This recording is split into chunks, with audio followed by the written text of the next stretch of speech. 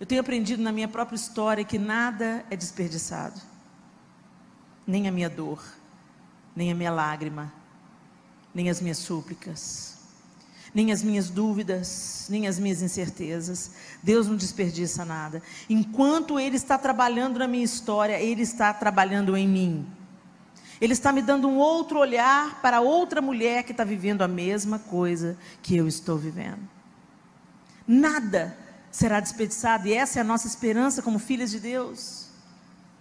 Nada é em vão. A gente não está passando, você não está passando por aquilo que você está passando hoje à toa, só para fazer doer.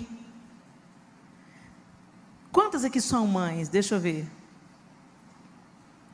Você se lembra da primeira injeção que o seu primeiro filho teve que tomar?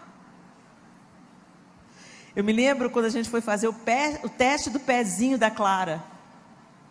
E tem que furar o pezinho, né, para tirar o sangue. E eu tinha que segurar a bebê para a médica furar o pezinho. E a Clara furou o pezinho e o sangue não saía. E a médica apertando e a Clara berrando, e eu vontade de socar a cara da médica. O João literalmente saiu de perto. Ele é o cara forte, ele é o cara que resolve, ele é o cara que vai antes de mim, ele é a minha segurança. Mas quando ele viu a Clara daquele jeito, a médica apertando, eu com o olho desesperado, e a Clara berrando, e o sangue não saindo, eu não aguento isso. E saiu de perto, porque ele falou: Helena, se eu não saísse de lá, eu ia dar um soco na cara da médica.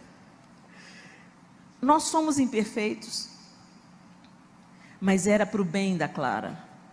Ela precisava de fazer aquele teste, ela precisava de passar pela prova, para saber se estava tudo bem na saúde dela, e se não tivesse, para ela ser socorrida a tempo, ter um tratamento adequado, para preservar a sanidade, a integridade intelectual dela. E nós não somos diferentes. Deus às vezes vê a gente esgoelando, berrando, mas Ele sabe que é para um bom propósito.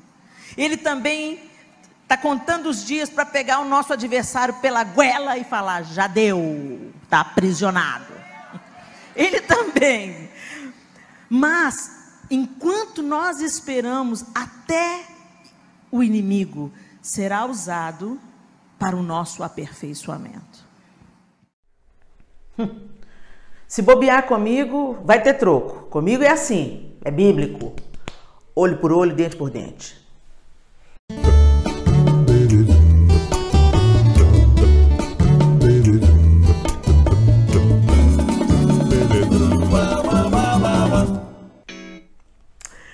Infelizmente, algumas pessoas realmente acreditam nisso e inclusive usam a própria palavra de Deus para respaldar a vingança ou a justiça própria, né?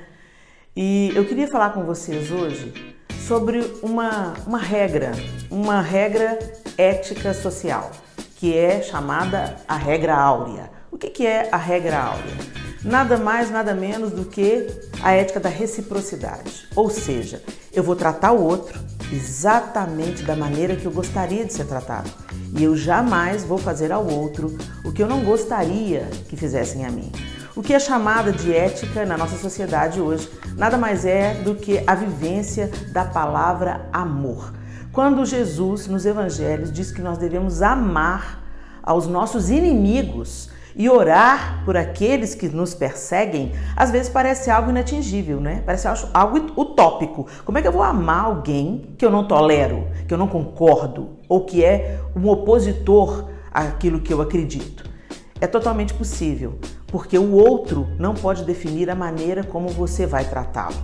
É totalmente possível você tratar o outro respeitosamente. Sim, a gente pode fazer críticas respeitosamente, sabia? A gente pode expressar a nossa opinião respeitando o outro, escolhendo melhor as palavras e tratando o outro exatamente da maneira como nós gostaríamos de ser tratados. Antes mesmo de ser um princípio ético, o Senhor já estabeleceu na sua divina e bendita palavra: ama o teu próximo, ama o teu inimigo. É possível. Qual foi a última vez que você ficou a sós com o Senhor quando ninguém te assistia? Qual foi a última vez que você arrancou as suas máscaras na presença dEle? Qual foi a última vez que você deixou o Espírito Santo sondar o profundo do seu coração e te revelar amorosamente que você não é tudo isso que você pensa que é? Mas não para te abater. É aí que o versículo diz que o poder dele é aperfeiçoado na minha fraqueza. Porque quando eu entendo que eu sou fraca, aí é que eu me torno forte. Quando eu entendo que é tudo sobre ele, que a vida flui dele, que a coragem flui dele, que as promessas fluem dele, e que ele jamais falhou em suas promessas, que é tudo sobre ele, aí eu me ergo com outra visão da vida. E o contrário é verdadeiro. Quanto mais altiva, quanto mais cheia de razão, quanto mais cheios de argumentos, quanto mais orgulhosas nos tornamos, mais resistentes à autoridade. Não queremos ouvir conselho de ninguém, somos as donas da razão. Quanto mais parecemos fortes, somos fracas. São os paradoxos divinos. Todas nós temos problemas aqui nesse lugar. Se eu pôr o microfone na boca de cada uma aqui, vocês vão me contar cada história de deixar o cabelo em pé. Se tem uma coisa que todo mundo está vivendo coletivamente nessa nação, é luta. Luta nos negócios, dificuldades no trabalho, dificuldades na família, no casamento, com os filhos, com a sua própria vida, com a sua própria existência, frustração. Cada um aqui tem uma área que está sendo atacado. Mas eu quero te encorajar. Moisés tinha acabado de morrer. Josué estava fragilizado pela perda de um grande líder. E Deus falou com ele: seja forte. E como que você vai ser forte?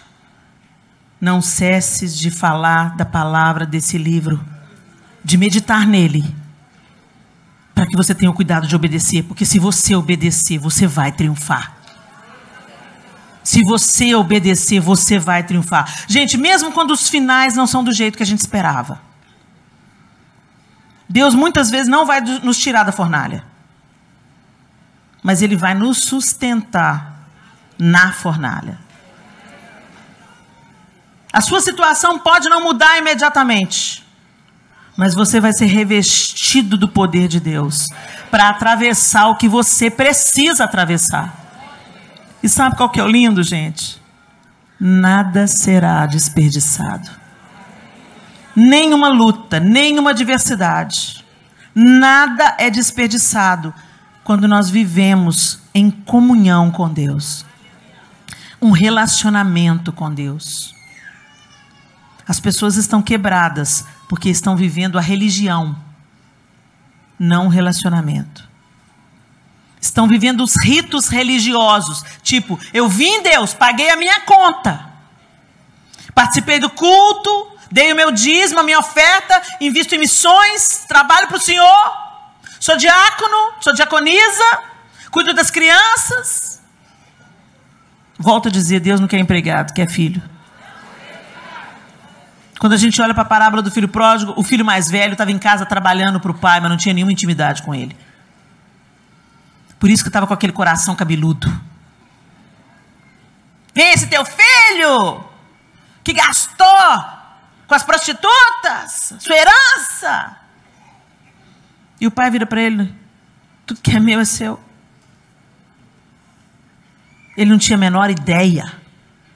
E quantas vezes nós somos esse filho mais velho? Está dentro da casa do pai, está trabalhando para o pai, mas a gente não tem a menor ideia daquilo que temos, daquilo que podemos, de quem somos. Somos filhas. Mas vivíamos como empregadas. como servas. O serviço será voluntário, amoroso e inevitável para as filhas. Mas antes vem a identidade. Filha.